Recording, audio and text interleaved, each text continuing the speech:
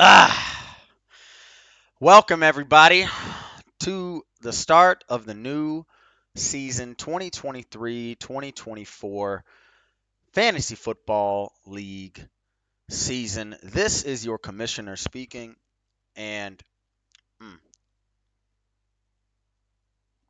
got some gin today. That's cold. And yeah, a little bit impromptu, honestly. Kind of forgot about fucking video before the start of the games. Honestly, forgot that there was even a fucking game tomorrow. A lot of shit going on over here, but let's not talk about that. Let's get into what we're here for. As you can probably see from the chat, I don't know where the fucking the Google Sheets or Google Form, whatever it was for the awards are. I think um, Graydon posted it, but it said it was deleted, so I can't go and look at it. I can try and use my memory for the awards. Honestly, I can't really remember too much who the fuck won each award. To be honest with you, I know that there were a lot of very close votes, though. There were a lot of ties. Um, However, the one that I do remember 100% was um, the the bomb, the the ticking time bomb was Joe for this year. The ticking time bomb was Joe. The dark horse team for this year, I'm pretty sure it was either the Heaters or the Smeagol's. One of the two. I think they were maybe even tied. I remember they were leading that vote with and a couple of votes for the Quailmen in that respect. I don't remember who got MVP. Probably fucking Mahomes. I don't remember who got Rookie of the Year. To be honest with you, I wish we still had the votes. I would have them up on the screen right now, but they're not. But 100% Coach of the Year. There was one vote for Joe. There was one vote for E-Man, and then there were like seven or eight for the Coach of the Year from last year, which you can probably guess. It was your boy Hunter, Coach of the Year of the Dumpster Fire, taking that in. Probably should have been league champion, but hey, asterisks exist for this very reason. And E-Man, whenever you get that name printed, lasered onto that belt, it better have a fucking asterisk next to it. And if it doesn't, whoever wins this year, put an asterisk next to that shit for the 2022 season. But let's get into it. This is also going to be predictions as well, since no one's done our video. So I'll do the predictions, I guess. I'll start it off this year. Why not?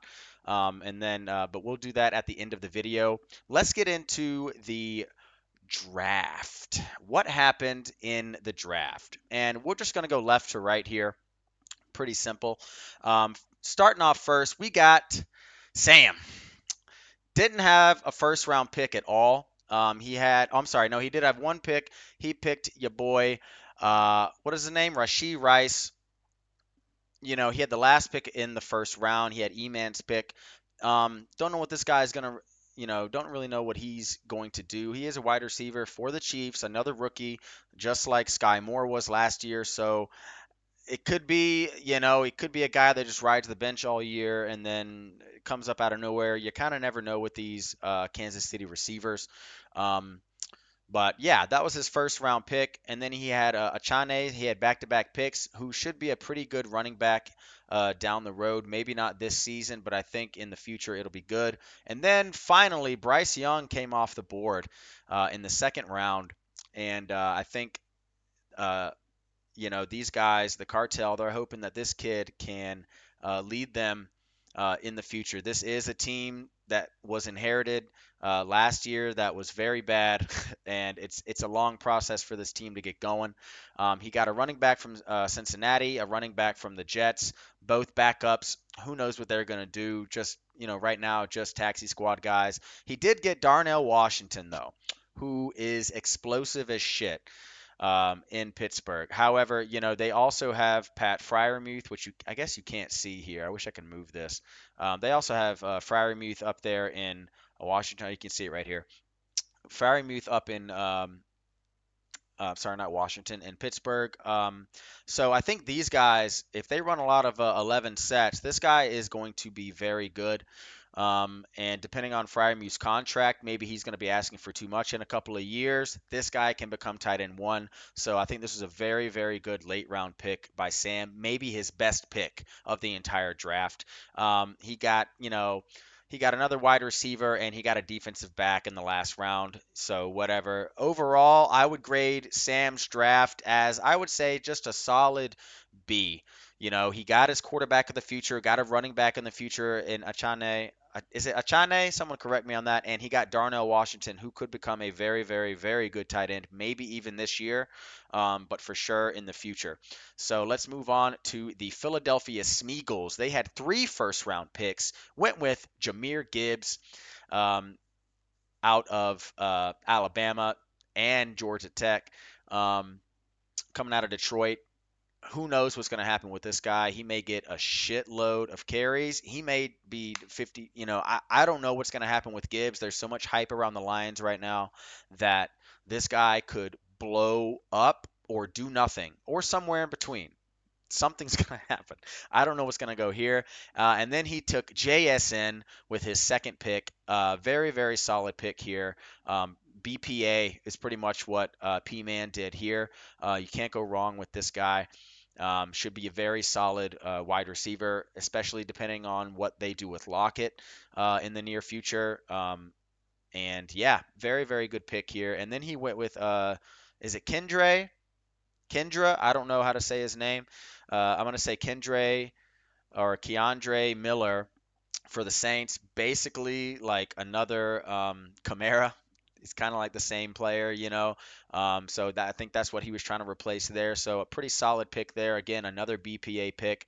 He got Mingo in the second round, and then C.J. Stroud in the third. C.J. Was waiting a long time in that draft room, and he finally got his name called by the Smeagol's in the middle of the third round. He was seen pissed off. He thought he was a first round pick, at least second round, and he had to wait till the middle of the third. He felt disrespected, but now he's finally with the Smeagol's. And the Smeagol's should have a pretty good team. They got great quarterback depth. They got Tua, Trevor, and now C.J. Stroud there. So very, very good quarterback depth. He got Hutchinson out of Houston and Palmer, who is a very sneaky pick here late, late, late in the draft. And this is a great draft by the Smeagol's. I'm going to give this one definitely, I'm going to go with an A. I mean, 3 first round picks is kind of hard to go wrong, but he went BPA. He didn't get stupid. He didn't reach for anybody. He waited and got a good quarterback in the third round. I'm going to go with a solid A here. Fantastic draft by the Smeagol's. Moving on to the Tiger Sharks. Holy fucking picks. This motherfucker had how many picks? 1, 2, 3, 4, 5, 6, 7, 8, 9, 10, 11, 12 picks. 12 picks in a 5-round draft.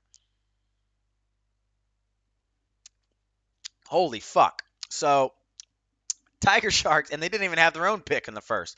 Tiger Sharks went Quentin Johnston first, and then back-to-back picks. He picked up his boy Anthony Richardson out of Florida, who again, wild card here. We don't really know what's going to happen with him. And then Zay Flowers, a very good wide receiver that he took in the first round. So he got 2 very good receivers and the quarterback of the future in the first round. He got Rashawn Johnson in the second round, a good running back of the future. Probably not so much this year. Probably going to get some, third down work this year, but maybe next year this guy might be RB1. Who knows for the Bears. And he might be better this year because the Bears sure as hell don't want to run Justin Fields again like they did last year. So they're probably going to be running the ball with their running backs a hell of a lot more this season. So that was a good pickup.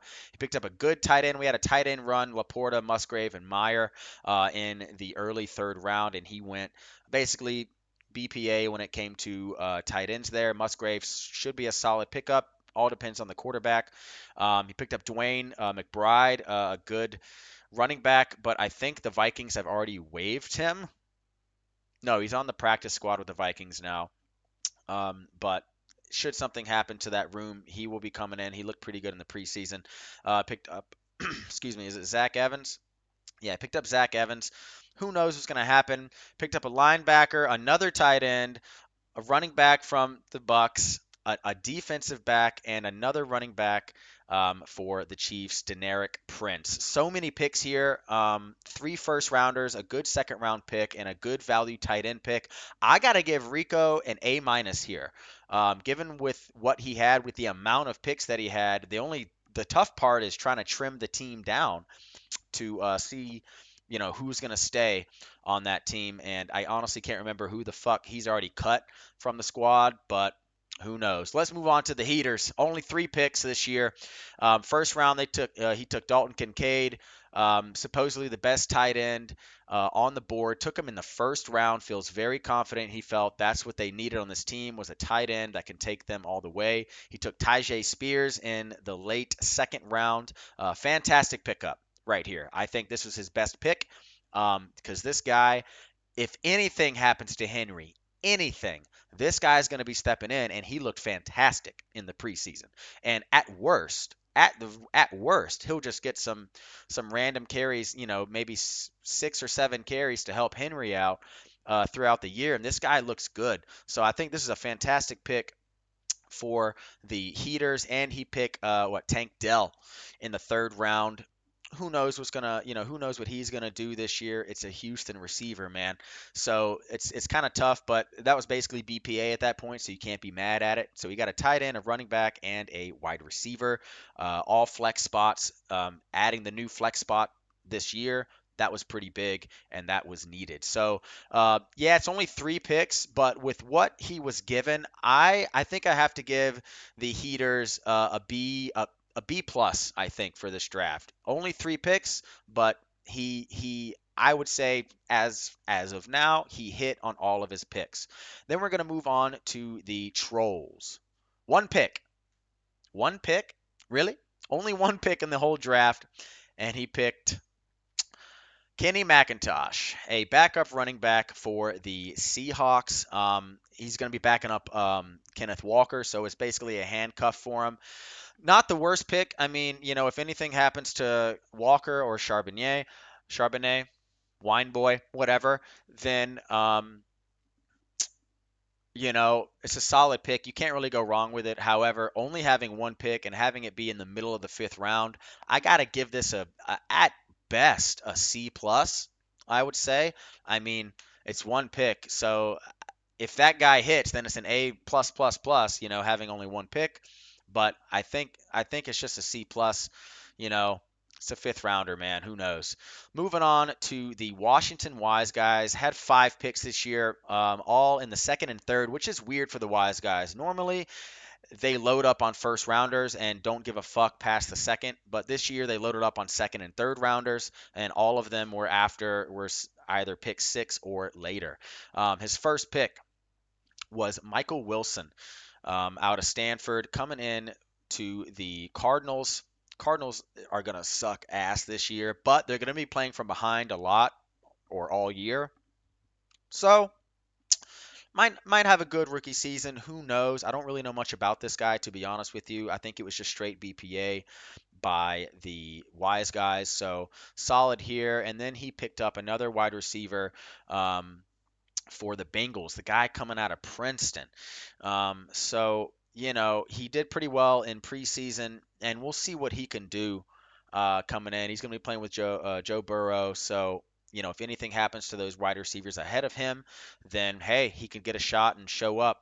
And then he took some got a late round running back, wide receiver, and he picked up Hendon Hooker. Very interesting here. This dude's old as fuck. He's 25. He's 25 as a damn rookie. But if anything happens to say Jared Goff and Teddy Bridgewater looks like ass, then maybe Hooker can come in and do something. So we'll see. But he's starting the year injured. Who knows?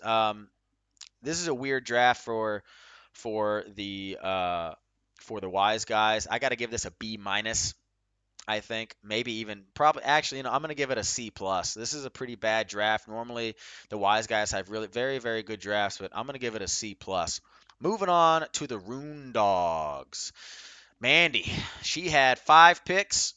All of them were hers except for her second round, which went to the Tiger Sharks. She picked up Charbonnet. in the first. So she picked up the backup to the Trolls starter, and the Trolls picked up the backup to this guy. So there may be some trade bait going on here, you know, but I think this is just one of those picks where honestly, I don't know why the fuck she picked him in the first round. She had Zay Flowers, Kendre Miller sitting right there, and Achane. I think all were probably better picks than Charbonnet, but she took him. Was it a reach? Maybe, but maybe not. You know, maybe Kenny Walker gets fucking injured. Who fucking knows? So we'll see what he can do. But that was a risky first round pick. She went with Schooner, tight end, solid tight end for the Cowboys. Might be showing up this year. Picked up another one in Cunts. Sorry, the only fucking girl in here picked a guy named Cunts. Or is it Kuntz? I'm saying Cunts. Whatever. Thought that was funny.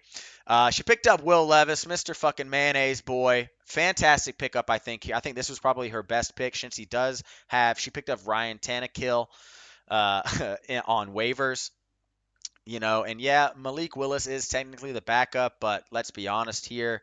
He just looked like dog shit, and Levis should be the guy most likely to take over for Tannehill, whether that be next year, maybe the middle of this year, who knows. I think this was her best value pick for sure, and Will Levis. And then she picked up a defensive lineman, Van Ness, solid defensive name. I feel like every guy named Van Ness is a fucking defender now. But yeah, decent decent draft here, but I think, she got good value in Levis and Charbonnet. I'm not sure on that pick. I got to give Mandy a B minus at best here. I think it was a decent draft by her. Let's move on to the Vietnam motherfucking Voyagers. Had 4 picks, one in each of the first 4 rounds. First pick, Jordan Addison, Minnesota. Yeah, I got another Minnesota guy. Suck it. I don't give a shit. But this dude's looked amazing.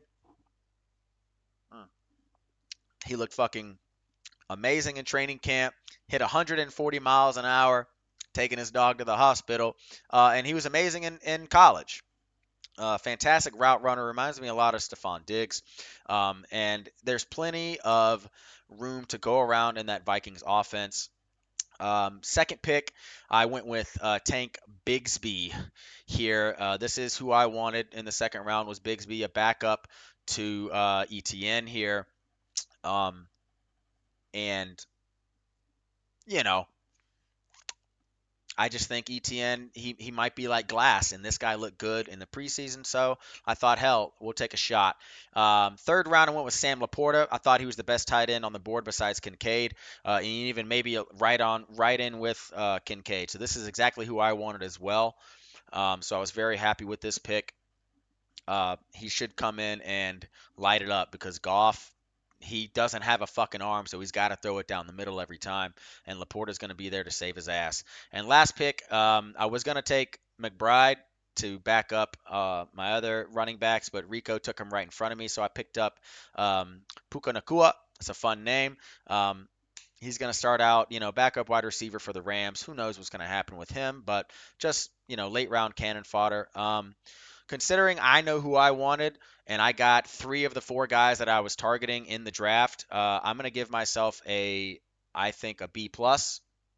If you disagree, let me know. But I'm going to give myself a B plus. You know what? Fuck it. I'm going to give myself a B because I didn't get McBride. But even though I didn't get him, he's on the fucking practice squad anyway. So whatever. Let's move on to Joe. Oh, Joe. This motherfucker wasn't there. He only had 2 picks. And I gave him all the time in the world during the draft, and then he went auto pick. And of course, in typical Joe fashion, picked a fucking defensive player, just like last year. What did he get? Like three linebackers or something last year. Picked up a defensive player, but then what I don't understand is how the fuck did he get a running back on auto draft? Because I remember that the best players available on the board, if you look here, were all fucking defensive players. But he picked up this guy, Eric Gray, backup running back for Saquon and Matt Breida. Um, I don't know how that happened. Maybe he just logged in right then, made the pick, and said fuck off or something. I have no idea how that happened. Whatever. But I mean, he picked a defensive lineman and then a backup running back. That was his only picks. I got to give this a C minus. That's a shit draft. Typical Joe. Moving on to the Quail Men. Had a lot of picks. First pick of the draft, Bijan Robinson. Yeah, we all knew that was going to happen. And then he picked Jalen Hyatt later on in the first. Got Michael Mayer on that tight end run. Got his tight end. He got a backup running back for Dallas. Got pretty much the best linebacker on the board. He got KJ Booty. I'm sorry, KJ. Kayshawn. Sorry, I thought it was KJ. Whatever. Kayshawn Booty. Bout, whatever. Later on, he got Perry, and then he got Simpson, another linebacker. So we got two linebackers in the draft, which is a little bit strange, but you know, whatever. It's late round shit here. Considering he had the number one pick, he picked up Bijan. Pretty much anyone who's in that first spot was going to take this guy. So I think that's a pretty solid pick here. You can't really go wrong. Jalen Hyatt should start to show up here, and he got a very good tight end in Michael Mayer. With those three picks and then a bunch of late round picks, I'm gonna give this a B plus as well. I think it was a pretty good draft here by Dan. Probably one of his best since the draft. What is it, last year, 2 years ago, when he had like 19 first round picks. Moving on to the dumpster fire. Only three picks, all in the second round. He picked up three wide receivers. He picked up Marvin Mims, Josh Downs, and Jaden Reed. I mean, you got the extra flex. You got to go for it. He needed wide receiver help. He went three wide receivers, just thinking, fuck it, throw it at the board. One of them's got to be good, right? Otherwise, it's pretty solid. I think he went BPA here for the most part as well. Pretty solid picks. I'm going to give this a solid B. A solid B for the dumpster fire. And last but not least, your reigning champion, LA Finesse, only had two picks. Fucking picked a linebacker and then a kicker. Mr. Irrelevant, Jake Moody. But should be pretty good here this season. The 49ers should be able to score a fuckload of points. So should be a solid pickup there. But they do have a quasi rookie quarterback starting, so they may not be able to punch it into the end zone that many times, especially if Brittle Kittle fucks up, then maybe they just don't get in. So Jake Moody may have a very good rookie season, but overall you got a linebacker and a kicker, but the team was already stacked. I'm gonna give it a C plus. You know what? Yeah, I'm gonna give it a C plus, considering you could have had better players in the late fourth, but whatever. You get a C motherfucking plus. And on to, finally, the predictions. Let's get the predictions. Let me go ahead and how do I fucking move this thing? I don't know. Maybe we'll just keep it there. Whatever. Let me just, you know what? We'll just move the camera out of frame. All right. So coming up first, you got the Voyagers and the SC Titans Elite. You know what? Let me just move my ass this way. How about that? There we go. All right, you got the Voyagers and the SC Titans Elite. It's fucking Joe, and it's my team. I'm going me.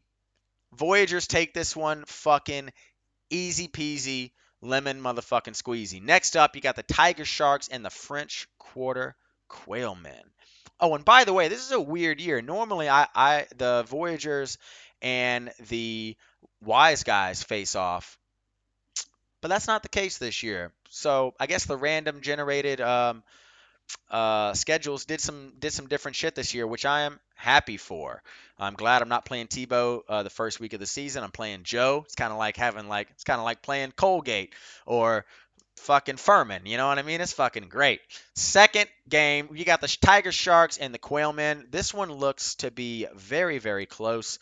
Herbert, Bijan Robinson, they're probably going to just run his ass to death, it looks like, but who knows? Breece Hall, Aaron Jones.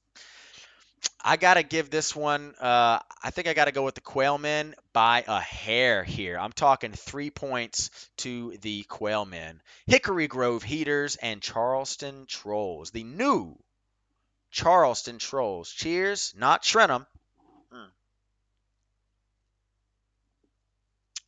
Not Trenum anymore. They're Charleston. So still keeping the alliteration with the ch. I wish they were the chickens, but whatever. You got the Heaters and the Charleston Trolls. You got fucking Massage Boy, Deshaun Watson. Someone's typing in the chat, so we'll see this live. You got Deshaun Watson and Geno and Kenneth Walker, Connor, Swift, Higgins, Brown, Moore, Olave, Kittle, Hawkinson. This is going to be a very, very close game. London, who I traded to the Trolls, I think in the offseason. Um, Kind of a bad trade on my end, I think, because looking back, I think London's gonna kill it this year, more hell of a lot more than he did last year. But I wanted the picks, and I wanted to just push it for Jordan Addison. Um, but this looks like a very, very close matchup as well. But I think I'm gonna go with the upset here. I think I'm gonna go with the Charleston Trolls by 9 points in this one. Why? I don't know. I just got a feeling Connor's not going to do fuck all because Washington's a good defense and Arizona's going to be playing from behind because they are fucking trash. And Stevenson is solid, but I just don't see it this year. And I think Hawkinson's going to do well and London's going to, excuse me, going to fucking break out. And Ayuk's looking a hell of a lot better. And I just think it's just going to be better than what the Heaters have got right now. Not saying the Heaters are going to be bad. I just think they're going to get off to a slow start this season. So I'm going to give it to the Trolls. Next up, you got the Long Island Rune Dogs and the Miami Cartel. Pretty easy pick. I'm going with the fucking Rune Dogs here. Come on now. I mean, it's fucking hurts, and they got golf playing on a Thursday, even though it's the first game of the year. Um, it's still shorter time to prepare than anybody else. And she's got Sun God, Derrick Henry, Saquon's looking healthy. This team is looking very, very, very solid. And again, the cartel are still in rebuild mode. Who knows what they can do? If the cartel make the playoffs this season, I will be very surprised. But I got to go with the Rune Dogs in a big, big 20-point victory here. And going on to the Smeagol's and Dumpster Fire, I would say this is definitely your rivalry game of the week. Smeagol's Dumpster Fire to start out the season. Gonna be a great motherfucking game. I think it's gonna be very high scoring. Um, Josh Allen, CMC, Pollard, Chase versus Lawrence, Gibbs, Dobbins, and Waddle. Fucking Devontae Smith, Garrett Wilson, and Joku, Mandrews. This is going to be a fun, fun game. This could be game of the week. Um, and it very well may be game of the week.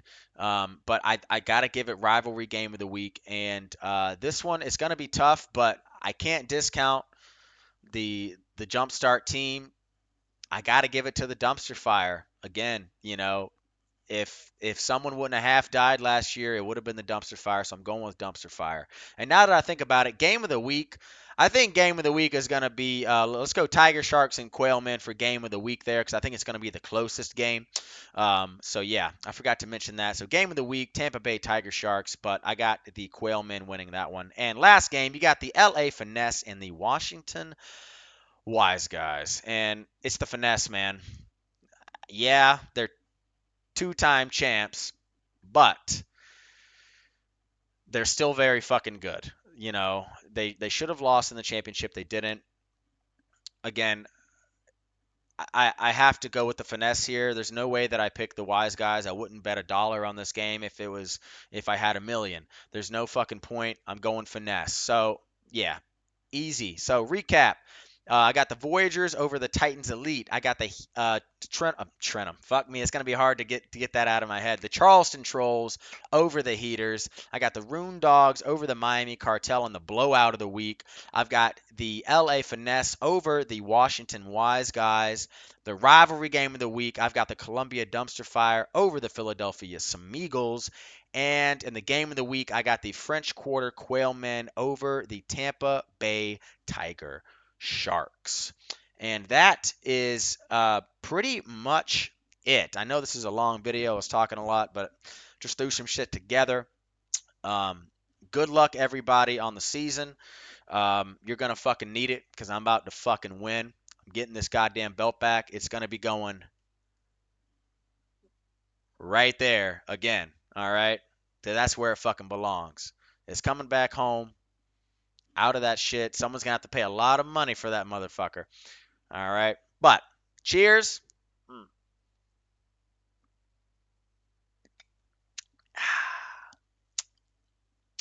and go fuck yourself.